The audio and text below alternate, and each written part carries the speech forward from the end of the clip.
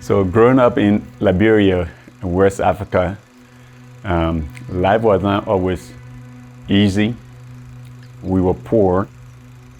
We went to school. We didn't have books, but then the Civil War came, and so my family and I, we ran from place to place.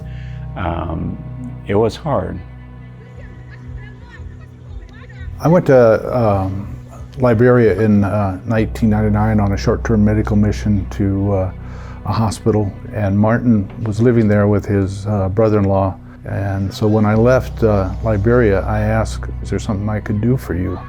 And he said he'd like a university education. And I thought, oh, okay, what would that cost?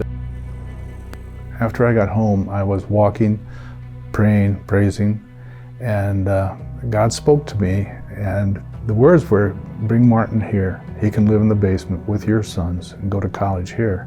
And I laughed out loud, and that's how I knew it was God, because that was Sarah's response when she overheard that she was going to have a child of her own. And I thought, that's God.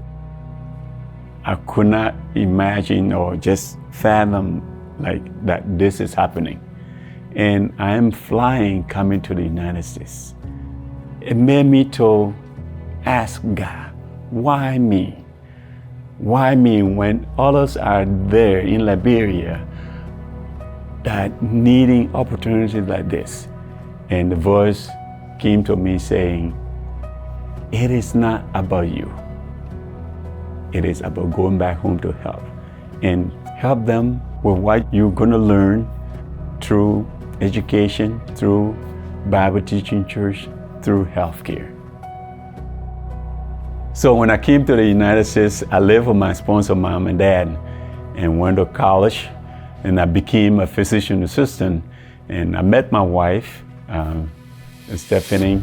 We have 4 wonderful and beautiful children.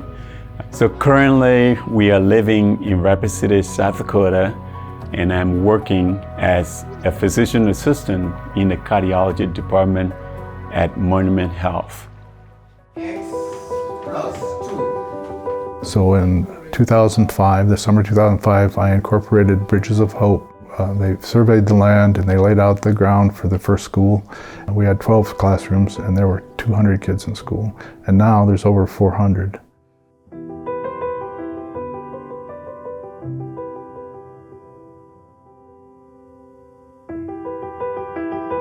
When we went on the first medical mission trip, we decided that I think it would be good for us to build a clinic.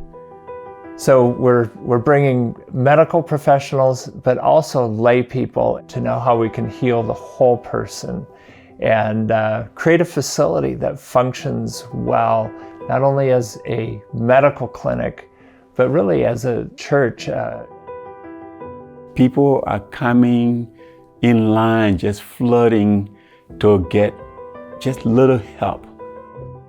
So they have these diseases that we don't think about them here that will kill them, like waterborne diseases, malaria, high blood pressure.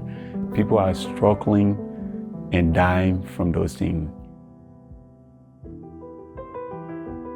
The average life expectancy is only about 63 years, and unfortunately many children die before the age of 5. There are a lot of people out there who need help. One of our teachers, who was a very good teacher, the beginning of this year, he passed away. My mom, she had a stroke, and February 5th, she died. Because we don't have the quality health care for people, trained people to take care of stroke patients in Liberia. My brother-in-law, right now, a week ago, he had a hemorrhagic stroke. He's young, younger than me, and they stroke like that. After a few weeks, they die. Help me. Help us, please, if you have the means, so that God's children in Liberia will have the opportunity to enjoy the life that God has given them to live until He finally calls them home.